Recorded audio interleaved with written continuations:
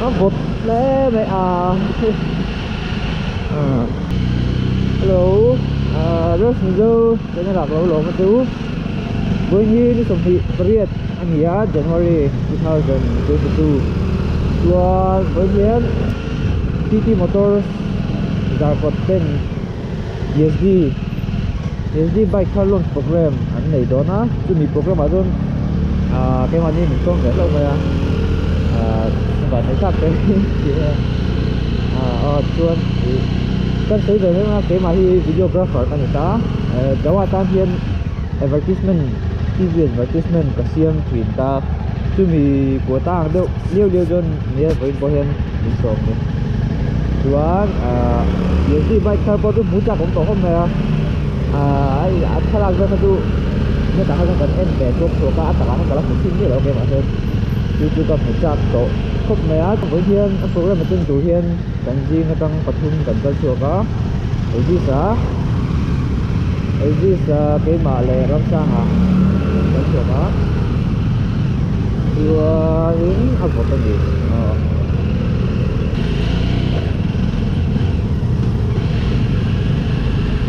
đây thì mà tôi đã qua chú nữa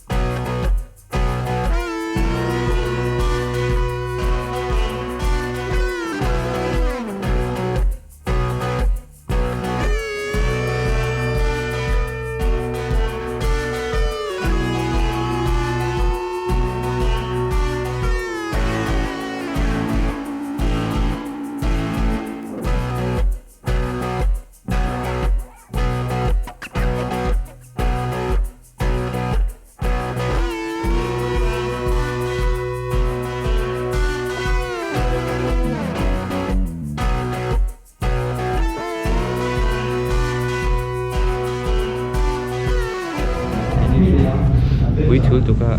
lúc khác cảnh thiểm về bắc lầu ta thì tụi nào cũng muốn thể hiện thu sấy mấy cả cũng muốn thể info bikes làm bằng Chris Pro chuan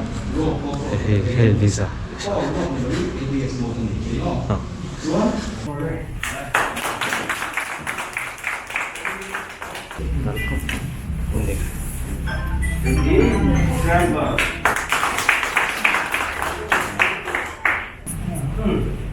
adventure.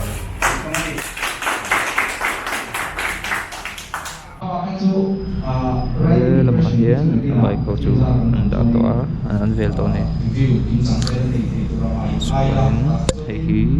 adventure khá nhiều chú anh đã tỏa số scrambler khảo mà chú hiện tại cần nảy bớt thì roadster khá nhiều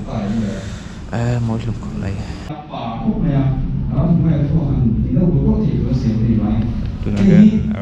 một tiền thu sợi mé cả cho cái này dùng cần ngay thà lấy cái này đi này học sang anh nhé số tại sao không một tiền thu sợi ngày nó chịu không này bukan sarlo sama pro tentang ini ai lap angan ni mai member tu kan saya ati zomo YouTube channel build de member kan tum lo kan masih kan dan sauda jon program kan ni member dia dah tu lo YouTube ba dah member ni mai la kan ni tu dan lai kan dah member mai chit tum mai Ini ngai be da chum bike hi chabon mo nglo hi ka du bera scrambler hi tu na chuan a chan chu I dual rio mo ma hi hei enge khopui chunga po moi ta adventure pui thei tho bok ta ka thok mai nei nei ve tu cha thok mai cái chú ăn là cái gì là chút lại tệ là thế anh rong cắt sa ang đâu rồi thì mà hi cái chút anh nào cái tít lát Hala cho tapin. thì Jawa Club President nami kha Leader. leader anh đi nghe ngày đam về chả đó có bình cái cái chuông trên về là cháu bay cái lâu này tôi hay qua này để cho ông khóc mày servicing thế này anh này tôi thế hậu lắm tao anh chắc cháu có staff hậu thế rồi như là theo thế này staff hậu thế thì sáng sáng hay lúc đầu lại mà đi xem và khi mà nó sống là cái tay mà cũng để đằng cô hiện lấy giá sẽ là cái đủ sạch khóc mày để khác anh thấy anh ấy làm đấy Đây visa anh hi Jawa Neisa anh ya 42 Neisa anh ya visa arite mo sang mo một tối ta sang ram sang anh hi fit ruk in chỉ thum vel nha fit ruk in chỉ thum vel khan nha nghe anh đi lên mo sang cái gì mo có cầu thu về không thu về nghe đó là tiểu Ini itu religius riat.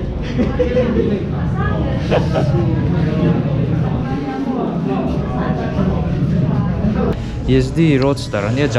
Jawa ti ka tum le thina vi san chu le sin te le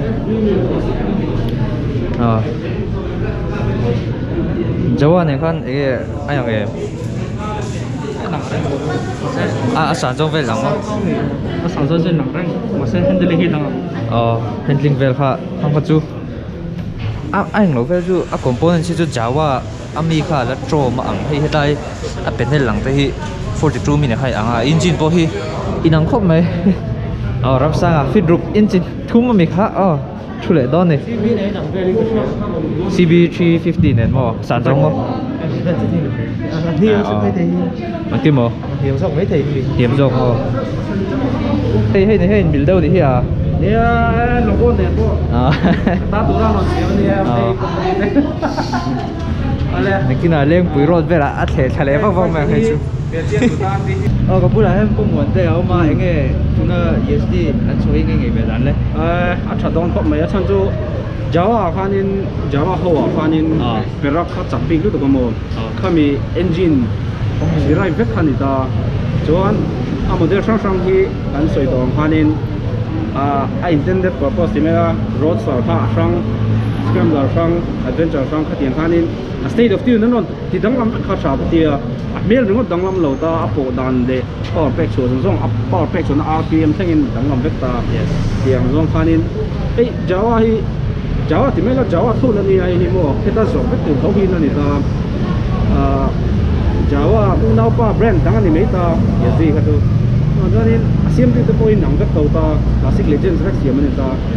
xem tôi thì riêng anh quite enthusiast tập ta kan t-shirt anh quite xem mà hiện mo halan nuông tất dễ cho mo có số trang tiêu từ project 42 về là phải tiếng nghe các bạn sầu dễ tụi nào hiện in kan bị sầu về mấy cái suspension à kan in kan concentrate đâu mo due to some suspension unit kha an soi sel dewa to aknung kha ground clearance chia tu bang khanin eraser kan bota ground clearance to achhabel ta ma ro to abung bu de lek ta ni khan steering geometry na sa takin tha kha na chen ro ma em lo khomo front fork so ke mani boy hey ke mani ang lo ni ta front fork kha ti san le na ha mo ni eraser kha mo kan vu lo na chan to asang ta lu wa khami ne khan chon kami front razor bu tur phinga chonin main sen le side sen kha lamang zom du ni chonin high heel dun tir ngai keni pon sei to extension kan building bet ani lo chonin ashok ara san to khan side sen sei lo chon on zel ta ding thei lo zel ta mo ye khanin se pa review le ka tro review tu a so ngai scrambler he off road tui de tei tu ma các cuồng các kỹ năng mo tầm phân tổ chonin nó có quy về nồng nồng thế po ngay em jo chân jo anh ấy là anh gan khẩn về đấy là cả ngay ta là đấy jo off road tu hàng lâu cái xây tiếp tục xe cái mà đi hiện chuan adventure po cho adventure suspension so lúc tu mo anh phát triển tổ nào ta số nuông muốn đâu mà phép là jo apa khóc mày mẹ lòng sao thì mày anh thì đấy khóc con Yang lo pun salah kalender kali na scrambler. Ni Himalayan vel ni compare to eh. compare về thuốc nó chặt chút chặt số cắm thì này là con mua từ nào suy chuan adventure số chung chuan suspension là bao nhiêu nên mà son dốc sẽ tại mua hay là back to back các khát phát lộ chuan nên mua ăn cha về yes ăn lót đủ lẹ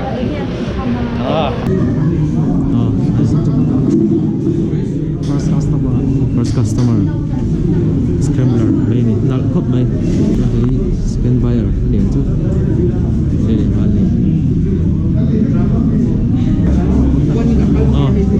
test rider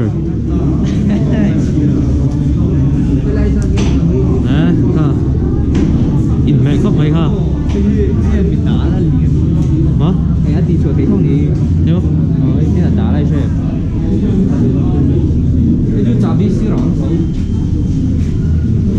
anh làm thôi để mua display cho Y hey egg roll trên là xem mắt phết thế mày cái lúc đấy.